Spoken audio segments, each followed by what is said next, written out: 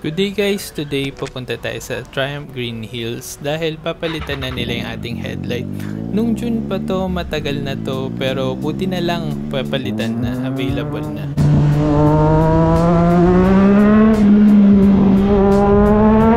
Malakas yung ulan kagabi pero buti na lang ngayon tuyo na yung kalye. Mainit na ulit pero makapal yung clouds. Buti na lang nakikisama kasi ang ganda ng sky ngayon eh.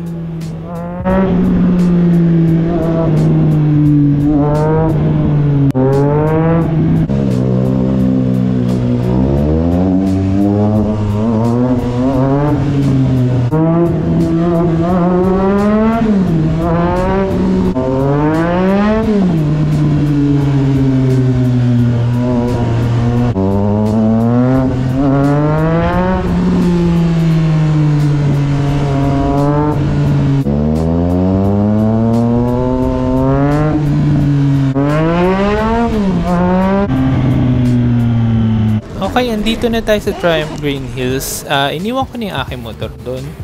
Hinihintay ko na lang na gawin nila.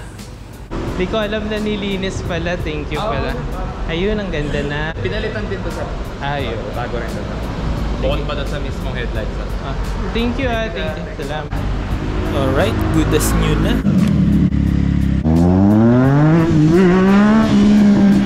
Dahil wala na yung ating sticker para sa RFID, kailangan ko ulit magpakabit. Siguro kahit yung auto sweep lang muna.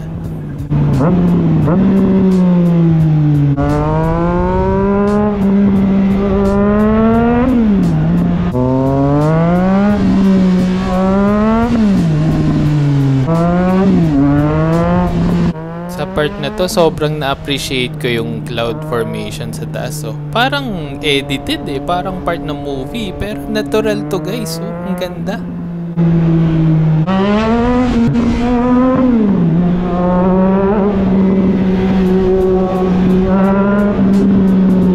Ito yung maganda pag kumilos ka ng maaga eh. Ang luwag ng EDSA.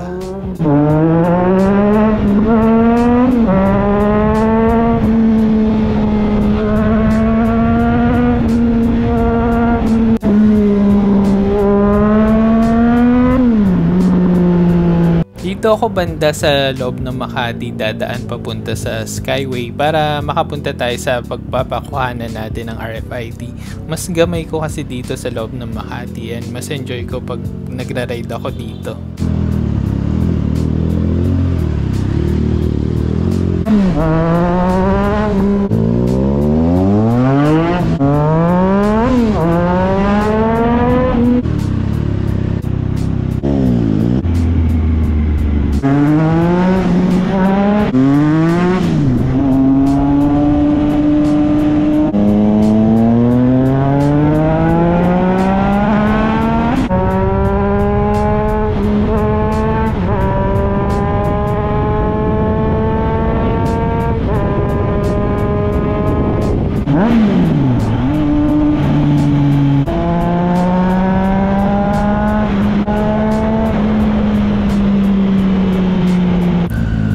Dito na ako sa pagpapakabitan ng auto sweep. Buti na lang, ang kailangan lang nila yung card mo. Tapos mabilis na process na lang yun. Yung card lang, andito sa akin. Fill up lang dito. Tapos wala ka nang babayaran. Lalapit na lang sila para kabit na yung sticker. Ang advice pala nila guys, pag nabasagan kayo sa expressway, report nyo kaagad. Kasi para ma-prevent na nila yung mga future accidents. Pagas muna dito sa Caltex. Konting stretching. Haba ng biyahe. Pero nagutom na rin ako kaya kain muna tayo. Napili kong kainan dito sa KFC. Dati masyado akong concerned kung anong kakainin ko sa isang vlog. Kasi inisip ko dapat pag vlog aesthetic or maganda yung kakainan. Pero inisip ko ano ba yung natural na kakainin ng isang rider. So ito yung budget ko eh. And ito yung na-crave ko eh. So KFC tayo. Boost natin yung rice. Rehydrate. Lamon. Sarap, bagong luto. Umuusok-usok pa to eh. Pinalagan ko na kaagad. Rehydrate. Lamon ulit.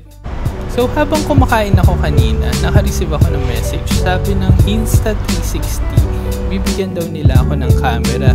Insta360, company sila na gumagawa ng mga action cams eh. Specialty nila yung mga 360 na camera.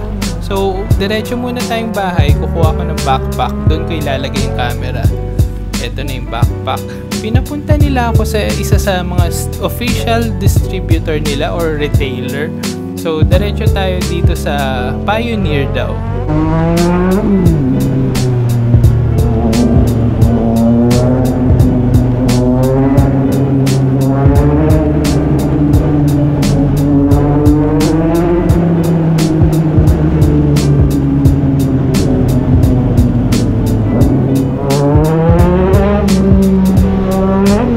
Habang papalapit na ako sa official distributor nila, kinakabahan ako. Inisip ko sana totoo to, bibigyan ako ng action cam.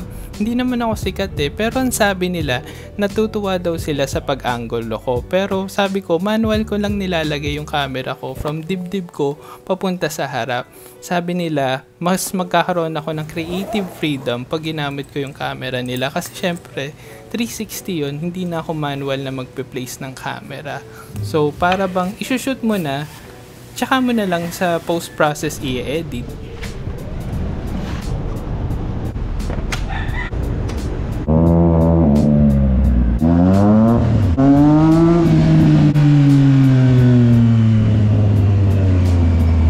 Grabe, excited na akong buksan tong box na to. Pero syempre, chill ride. Para umabot naman tayo at mabuksan to.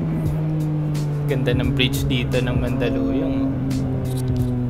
Okay guys, medyo nagulat ako. Akala ko yung mismong unit lang nung Insta360 X3. Pero nagulat ako, ang daming binigay sa akin. Ito yung mismong unit ng Insta360 X3. Tapos, ito, mga battery. Tapos ito guys, itong quick reader. Nabanggit ko kasi sa kanila, problema ko dati pag-transfer ng file. So ito daw, makaka-transfer ka na mabilis sa iyong phone.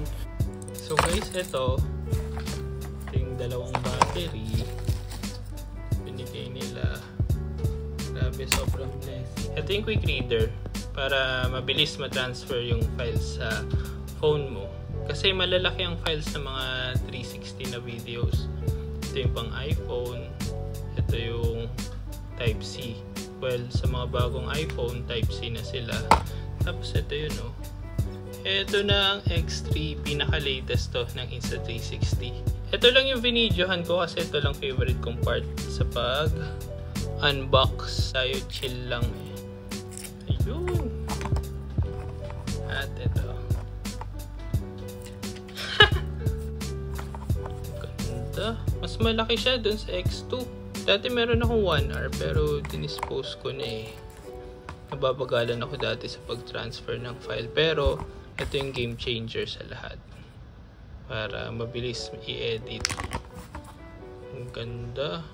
So, yung dalawang battery. Tapos ito, meron na rin siya. Yun. So, 3 na pala yung battery ko kaagad, no? Thank you, Lord. Blessing. Sige guys, salamat sa pagsuporta. Kung hindi dahil sa inyo, hindi ako mapapansin sa ganito. Stay motivated and keep on activating!